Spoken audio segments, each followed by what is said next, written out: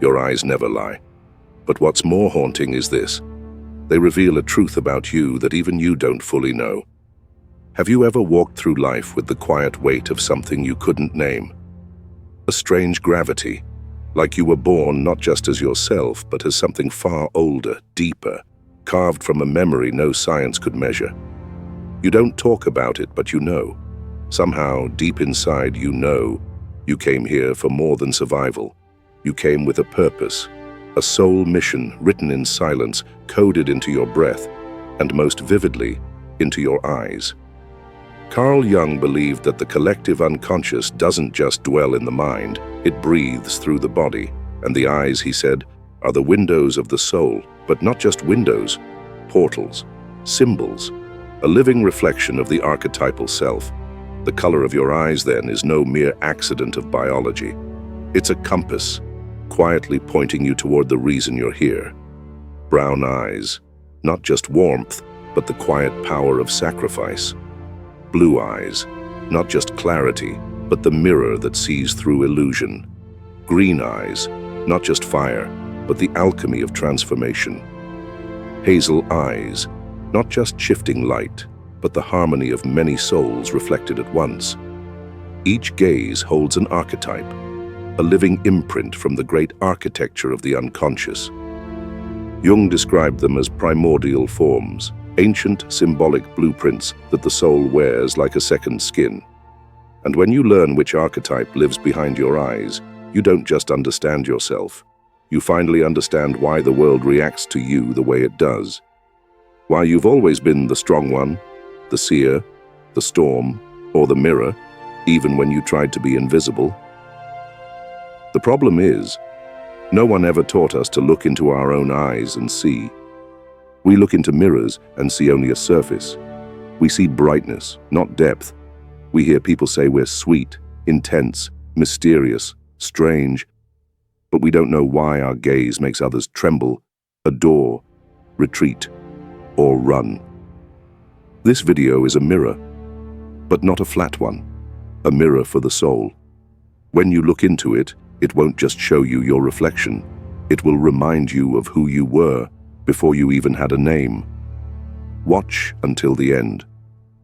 Because by the time this is over, you may find yourself sitting before your mirror, and for the first time in your life, you won't be asking, "Who am I?" You'll be whispering, "Now I remember." There's a certain silence in the eyes of those born to carry the weight of others. You see it in those with brown eyes, that deep, earthy gaze that doesn't shout, doesn't demand, but somehow still holds the entire room together. They don't often speak of pain, but they hold it. Not just their own, yours too, your mother's, your father's, even the pain of strangers. It's as if their soul signed a contract before entering this life. I will remember what others forget. I will hold what others drop. I will stay. This is the archetype of the keeper, the rooted one. Brown eyes are not accidental. Their warmth, their quiet intensity, they echo something ancient, something primal. Jung would say they carry the imprint of the earth archetype, stability, groundedness, responsibility. But not responsibility in the way society defines it. No. This is a sacred responsibility, one etched into the unconscious, one that calls them to be the roots beneath everyone else's storm. People gravitate toward them instinctively. Children feel safe with them. Lovers find comfort in their presence. Strangers spill secrets without warning. There's something in that gaze that says, "You can rest here. You are safe." But what few ever stop to ask is, who holds the holder? The keeper doesn't just carry burdens, they absorb them. They take on the psychic residue of others, like soil absorbing rain.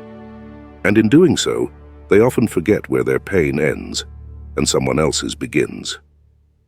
Over time, the brown-eyed soul may find themselves exhausted, stretched thin, wondering why they feel so heavy in a world that keeps asking for more.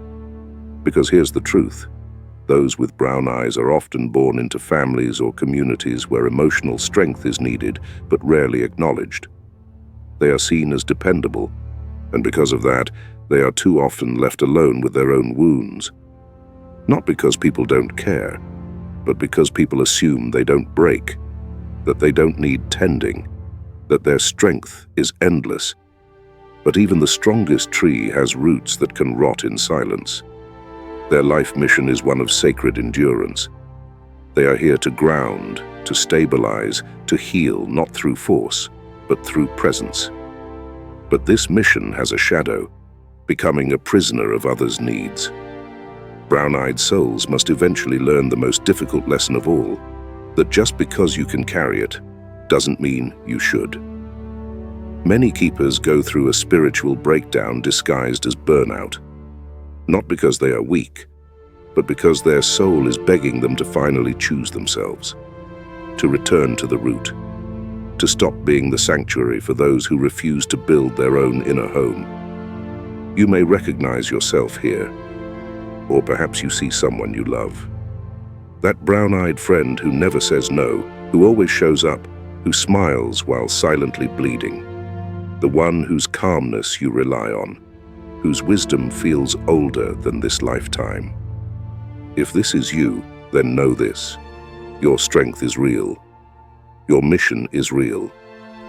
But your worth is not tied to how much you endure. The archetype of the keeper does not mean being a martyr. It means remembering that your presence is healing, not your sacrifice. So when the world tries to hand you what is not yours, pause, look into the mirror, look into those eyes, and ask, is this mine to carry? That question alone can be a revolution. And as we step forward, from the warm gravity of the earth to the piercing clarity of the sky, we meet another gaze. Not one that holds, but one that sees. There is a gaze that doesn't comfort, it reveals. Not with words, but with silence so clean it strips away illusion. This is the gaze of the seer, and more often than not, it lives behind blue eyes. If brown eyes are the soil, then blue eyes are the sky, open, vast, and terrifyingly clear. There is no place to hide in that light. People with blue eyes often carry something sharp in their presence. Not aggressive, no. It's subtler than that. It's the kind of sharpness that cuts through masks without trying. A glance from them can feel like being seen naked, not physically, but psychically. The things you've buried, the lies you've told yourself, the wounds you've tucked under charm, they see it. Not because they want to expose you, but because they can't not see it. Carl Jung might say their soul is imprinted with the archetype of the oracle, a being born to witness the hidden structure behind appearances. These are the souls who sense what's not being said, who know something is wrong before it happens, who feel discomfort in rooms that appear peaceful, and who carry within them a strange, echoing pain, the pain of knowing too much in a world that begs for forgetfulness. Blue-eyed souls are not born into comfort. They often arrive in families or cultures that silence truth, reward denial, and worship surface. And yet, their very existence challenges all of that. From a young age, they are the ones who ask why when others obey. The ones who notice the anger under the smiles. The ones who feel the tension no one talks about. Their eyes become mirrors that reflect back what others aren't ready to see, and for this, they are often rejected. There is a loneliness that follows this kind of vision, because seeing clearly is not always a blessing. Sometimes it means being left behind, misunderstood, labeled too sensitive, too intense, too much.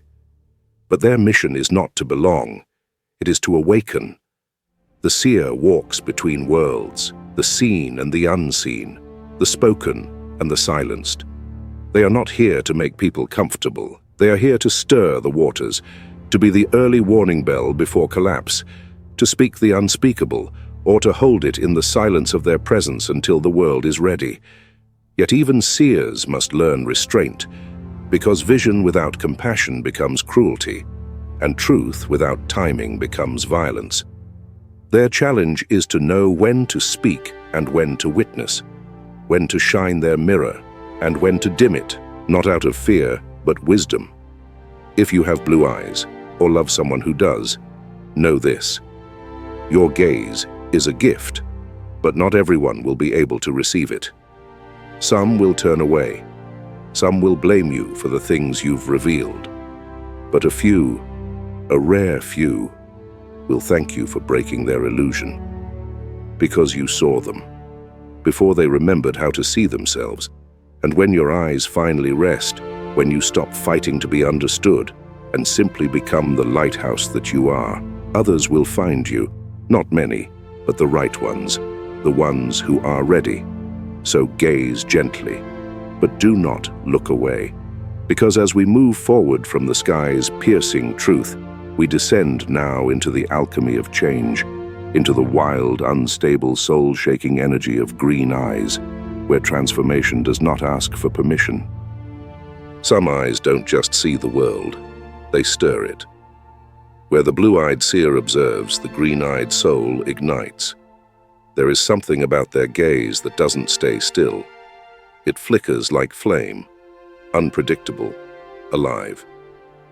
A look from them doesn't just reflect who you are, it challenges who you've been. It dares you to evolve. Green eyes are rare for a reason. They are the eyes of the catalyst, the alchemist, the one whose soul didn't come here to preserve what is, but to disrupt, awaken, and transmute. When they walk into a room, the energy shifts. When they speak, even softly, something old begins to tremble. They don't always know why, but others feel it and either lean in or flee.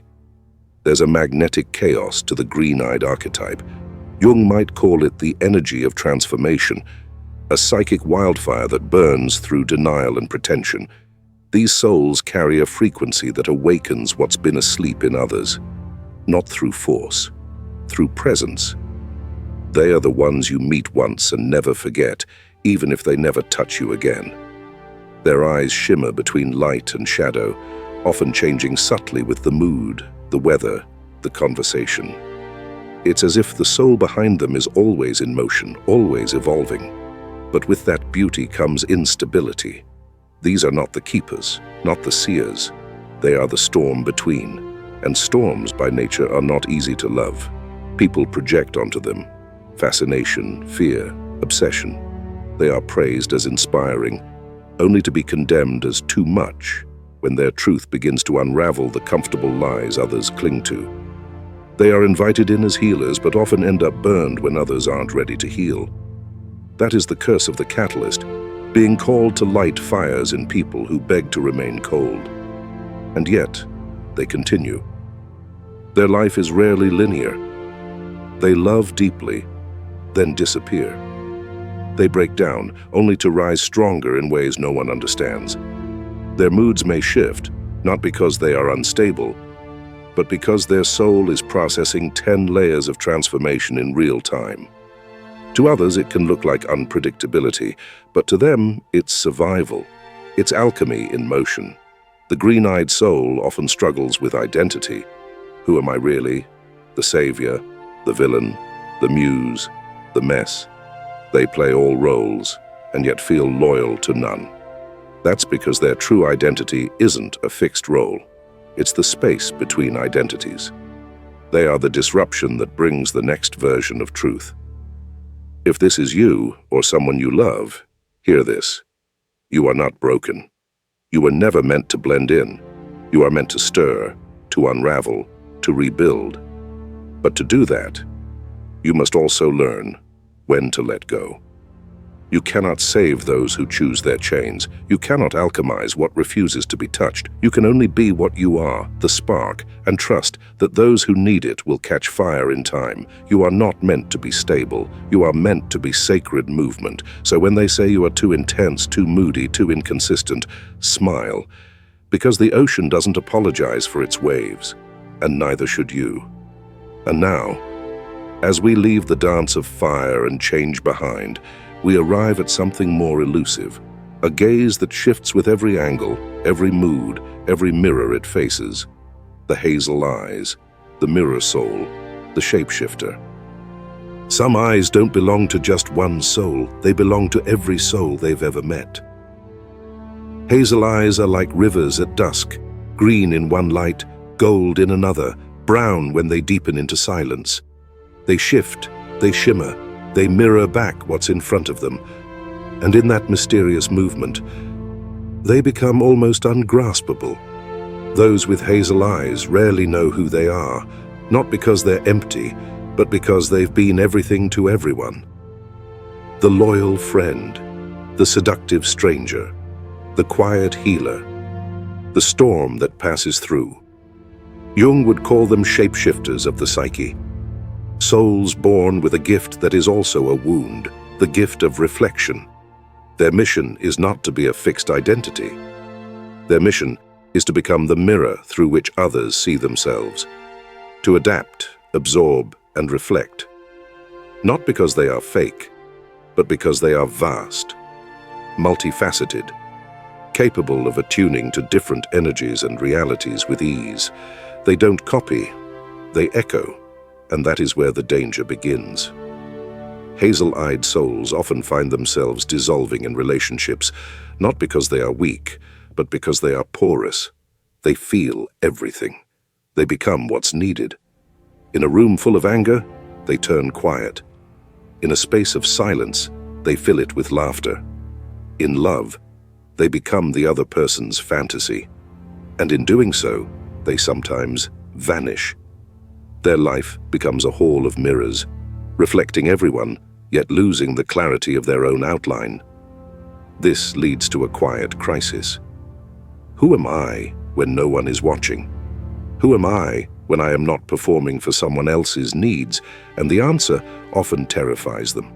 Because when the mirror turns inward, when the shapeshifter stops shifting, what's revealed is not emptiness, but potential. The potential to be whole without needing to reflect anyone. The power to choose identity rather than absorb it. To become not just the mirror, but the one who chooses what to reflect and when to say no.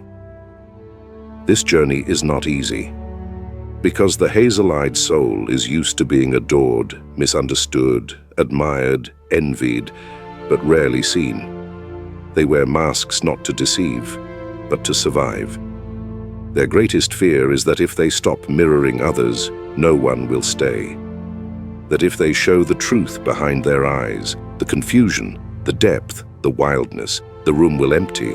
But that is their initiation, to walk away from roles, to stand still long enough for the dust to settle, and when it does, to realize they are not fragments of others.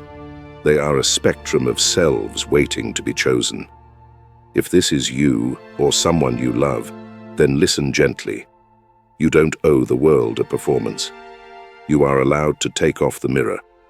You are allowed to say, "This is me," even if it doesn't reflect what you want, and the right ones will stay. Because when a hazel-eyed soul embraces their own face, not just what they mirror, they become something breathtaking.